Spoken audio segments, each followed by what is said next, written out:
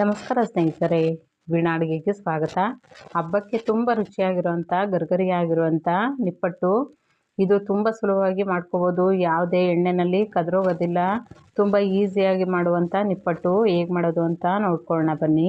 ಅದಕ್ಕಿಂತ ಮೊದಲು ವೀಣಾ ಅಡುಗೆ ಚಾನಲ್ನ ಪ್ಲೀಸ್ ಸಬ್ಸ್ಕ್ರೈಬ್ ಮಾಡ್ಕೊಳ್ಳಿ. ಮೊದಲು ನಾನಿಲ್ಲಿ ಗ್ಯಾಸ್ ಆನ್ ಮಾಡಿ ಒಂದು ಬಾಣಲೆಯಲ್ಲಿ ಒಂದು ದೊಡ್ಡ ಲೋಟದಷ್ಟು ಕಡಲೆ ಬೀಜನ ಹಾಕ್ಕೊಂಡು ಚೆನ್ನಾಗಿ ಹುರ್ಕೋಬೇಕು. ಕಡಲೆ ಬೀಜ ಚೆನ್ನಾಗಿ ಸಿಪ್ಪೆ ಎಲ್ಲ ಗರಿಯಾಗೋವರೆಗೂ ಹುರ್ಕೋಬೇಕು. ಈ ರೀತಿ ಹುರ್ಕೊಂಡು ಈ ರೀತಿ ಸಿಪ್ಪೆ ಎಲ್ಲ ಚೆನ್ನಾಗಿ ಬೇರೆ ಆಗೋವರೆಗೂ ಹುರ್ಕೊಂಡು ಬೇಳೆ ಮಾಡಿ ಇಟ್ಕೋಬೇಕು. ಒಂದು ದೊಡ್ಡ ತಟ್ಟೆಗೆ 3 ಲೋಟದಷ್ಟು, ಈ ಲೋಟದಲ್ಲಿ ಅಳತೆ ತೊಗೊಂಡಿರೋದು 3 ಲೋಟದಷ್ಟು ಅಕ್ಕಿ ಹಿಟ್ಟನ್ನ ಹಾಕೋಬೇಕು. ಯಾವುದೇ ಒಂದು ಲೋಟ ಬಟ್ಲು ಅಳತೆನ ತೊಗೋಬೋದು. ನಾನಿಲ್ಲಿ ಈ ಲೋಟದಲ್ಲಿ ಎಲ್ಲ ಅಳತೆನ ತೊಗೊಳ್ತಾ ಇದ್ದೀನಿ. ಹಾಗೆ 2 ಲೋಟದಷ್ಟು ಮೈದಾ ಹಿಟ್ಟನ್ನ ಹಾಕ್ಕೊಳ್ತಾ ಇದ್ದೀನಿ. ಈಗ ಇದಕ್ಕೆ 2 ಟೇಬಲ್ ಸ್ಪೂನಷ್ಟು ಬಿಳಿ ಎಳ್ಳನ್ನ ಹಾಕ್ಕೊಳ್ತಾ ಇದ್ದೀನಿ.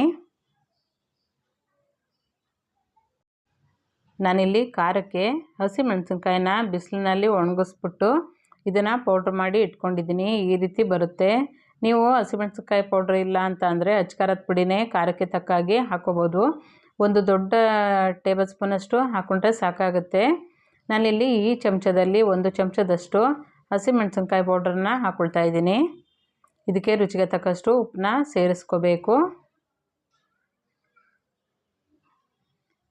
2 ಸ್ಪೂನಷ್ಟು ಉಪ್ಪನ್ನ ಹಾಕ್ತಾಯಿದ್ದೀನಿ. ಹಾಗೆ ಕಡಲೆ ಬೀಜ ಈಗ ಹುರಿದು ಇಟ್ಕೊಂಡಿದ್ವಲ್ಲ ಅದನ್ನೇ ಮಿಕ್ಸಿ ಜಾರ್ಗೆ ಹಾಕ್ಕೊಂಡು ಸ್ವಲ್ಪನ ಈ ರೀತಿ ದಪ್ಪಗೆ ಪೌಡ್ರ್ ಮಾಡಿಕೊಂಡು ಎಲ್ಲ ಸೇರಿಸ್ಕೋಬೇಕು. ಈ ರೀತಿ ಸ್ವಲ್ಪ ದಪ್ಪವಾಗಿದ್ದರೆ ಚೆನ್ನಾಗಿರುತ್ತೆ ತಿನ್ನೋದಕ್ಕೆ. ಹಾಗೆ 2 ಟೇಬಲ್ ಸ್ಪೂನಷ್ಟು ಜೀರಿಗೆನ ಮಿಕ್ಸಿ ಜಾರ್ಗೆ ಹಾಕ್ಕೊಂಡು ಅದೇ ಲೋಟದಲ್ಲಿ ದೊಡ್ಡ ಲೋಟದಷ್ಟು ಹುರಿಗಡಲೆನ ಸೇರಿಸ್ಕೊಂಡು ದಪ್ಪವಾಗಿ ಈ ರೀತಿ ಪೌಡ್ರ್ ಮಾಡಿಕೊಂಡು ಎಲ್ಲನೂ ಸೇರಿಸ್ಕೋಬೇಕು. ಎಲ್ಲನೂ ಚೆನ್ನಾಗಿ ಒಂದು ಸಲ ಮಿಕ್ಸ್ ಮಾಡ್ಕೊಂಬಿಡಬೇಕು. ಈಗ ಕಾದಿರೋ ಎಣ್ಣೆನ ಈಗ ನಾನಿಲ್ಲಿ ಅದೇ ಲೋಟದಲ್ಲಿ ಈಗ ಲೋಟ ತೋರಿಸಿದ್ದೀನಲ್ಲ ಅದೇ ಲೋಟದಲ್ಲಿ ಅರ್ಧ ಲೋಟದಷ್ಟು ಎಣ್ಣೆನ ಚೆನ್ನಾಗಿ ಕಾಯಿಸ್ಬಿಟ್ಟು ಹಾಕೋಬೇಕಾಗತ್ತೆ. ತುಂಬ ಜಾಸ್ತಿ ಎಣ್ಣೆನ ಸೇರಿಸ್ಕೋಬಾರ್ದು. ಹಾಗೆ ನಿಪ್ಪಟ್ಟು ತಟ್ಬಿಟ್ಟು ಎಣ್ಣೆಗೆ ಹಾಕಿದಾಗ ಜಾಸ್ತಿ ಎಣ್ಣೆ ಆದರೆ ಎಲ್ಲನೂ ಕದರೋಗ್ಬಿಡುತ್ತೆ. ಅರ್ಧ ಲೋಟದಷ್ಟು ಎಣ್ಣೆ ಹಾಕ್ಕೊಂಡ್ರೆ ಸಾಕಾಗುತ್ತೆ. ಬಿಸಿ ಇರೋದ್ರಿಂದ ಸ್ವಲ್ಪ ಹೊತ್ತು ಬಿಟ್ಟು ಒಂದು ಸ್ಪೂನ್ ಇದರಿಂದ ಕಲಿಸ್ಕೋಬೇಕು. ಹಾಗೆ ಕೊಬ್ಬರಿನ 2 ಹಿಡಿಯಷ್ಟು ಹಾಕ್ಕೊಳ್ತಾ ಇದ್ದೀನಿ. ಇದನ್ನು ಸ್ವಲ್ಪ ಹಾಕ್ಕೊಂಡ್ರೆ ಸಾಕಾಗುತ್ತೆ. ಎಲ್ಲನೂ ಒಂದು ಸಲ ಚೆನ್ನಾಗಿ ಮಿಕ್ಸ್ ಮಾಡಿಕೊಂಡು ಈಗ ಸ್ವಲ್ಪನೇ ನೀರನ್ನ ಸೇರಿಸ್ಕೊಂಡು ಗಟ್ಟಿಯಾಗಿ ಕಲಿಸ್ಕೋಬೇಕು. ತುಂಬ ತೆಳುವಾಗಿ ಕಲಿಸ್ಕೋಬಾರ್ದು. ಗಟ್ಟಿಯಾಗಿದ್ದರೆ ನಿಪ್ಪಟ್ಟು ಗರಿಗರಿಯಾಗಿ ಚೆನ್ನಾಗಿ ಬರುತ್ತೆ. ಒಂದು ಮಣೆ ಮೇಲೆ ಒಂದು ಪ್ಲಾಸ್ಟಿಕ್ ಶೀಟ್ ಮೇಲೆ ಸ್ವಲ್ಪ ಎಣ್ಣೆ ಸವರ್ಕೊಂಡು ಇದನ್ನು ಲಟ್ಟಿಸ್ಕೋಬೇಕಾಗತ್ತೆ. ಚಪಾತಿ ಎಲ್ಲ ಹೇಗೆ ರೊಟ್ಟಿ ಎಲ್ಲ ಲಟ್ಟಿಸ್ತೀವೋ ಅದೇ ರೀತಿ ಲಟ್ಟಿಸ್ಕೊಳ್ಳೋದು. ಸ್ವಲ್ಪ ದಪ್ಪವಾಗಿ ಲಟ್ಟಿಸ್ಬೇಕು. ಹಾಗೆ ಸ್ವಲ್ಪ ಶಾರ್ಪ್ ಆಗಿರೋದು ಯಾವುದಾದ್ರು ಒಂದು ಮುಚ್ಚಳ ತೊಗೊಂಡ್ಬಿಟ್ಟು ಈ ರೀತಿ ಗುಂಡಿಗೆ ಮಾಡ್ಕೋಬೇಕಾಗತ್ತೆ.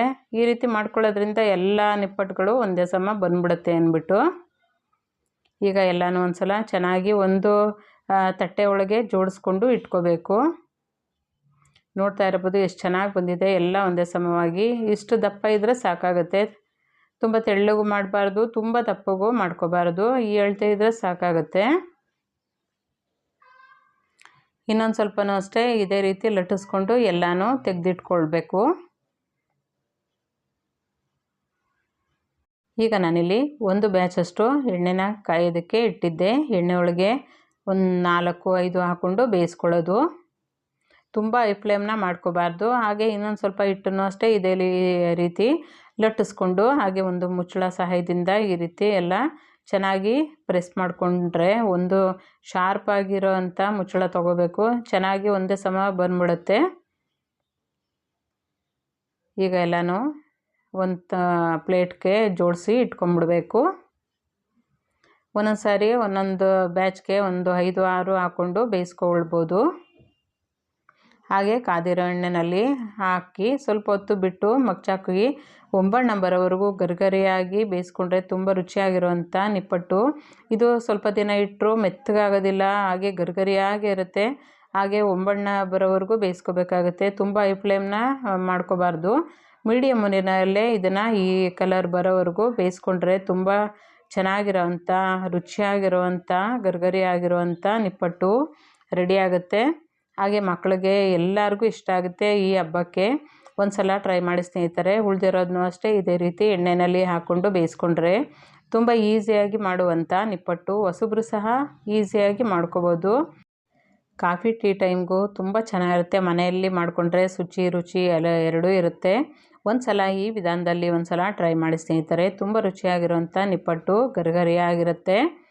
ಈ ರೆಸಿಪಿ ಇಷ್ಟ ಆಗಿದ್ರೆ ಲೈಕ್ ಮಾಡಿ, ಶೇರ್ ಮಾಡಿ, ಕಮೆಂಟ್ ಮಾಡಿ. ಹಾಗೆ ಹೊಸಬ್ರು ಯಾರು ನೋಡ್ತಾ ಇದ್ದರೆ ದಯವಿಟ್ಟು ಸಬ್ಸ್ಕ್ರೈಬ್ ಮಾಡ್ಕೊಂಡು ನೋಡಿ. Thank you.